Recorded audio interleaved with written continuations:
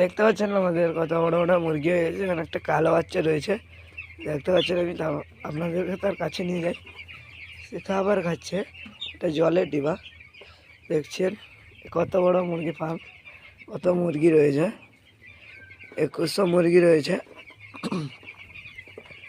বলতে বলতে দেখুন আমাদের সামনে সেই ফাঁকা মাঠ দেখতে পাচ্ছেন।